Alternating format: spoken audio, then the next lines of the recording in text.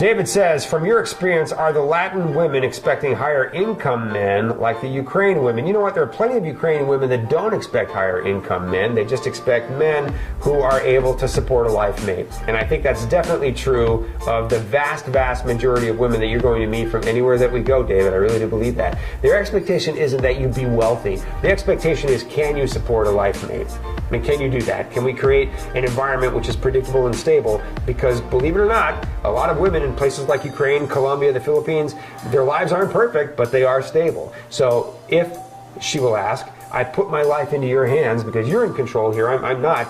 Are we going to be stable as we work toward building our life together? And I think that's probably the most important question. Now, there are some younger women, you know, they like to be courted, they like tons of attention. If they're young and they're supermodel gorgeous, there's an excellent chance that, like all women who are young and supermodel gorgeous, they're probably going to have higher expectations. But the vast, vast majority of women that you're going to meet, I think, have very realistic and fair expectations. Alan says, what would be an appropriate allowance for a girl on a K-1 visa?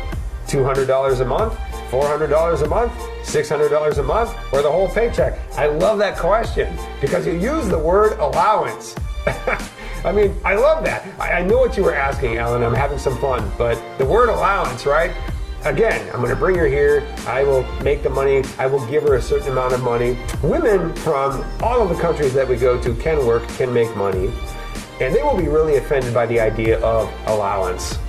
So a better question is, what are her expectations and what are her needs? So that's a great question to ask anybody that you fall in love with. Honey, what are your expectations when you come? What are your needs? On a weekly basis, what will we need to do? You know, what are some things that you will need or really, really, really want? And she'll probably tell you things like, you know, I want to be able to buy the kind of food that I'm used to eating. I want to be able to, you know, have health care if we need it for anything. If anything happens to me or my child, you know, we'll be able to do something about it without really worrying or that causing stress on us. So can we get that taken care of? I want to be able to communicate with my family back home. I'm sure within a year I'll need to go back and spend some time with my family, with my parents, that sort of thing. So I just want all that to not really be a problem.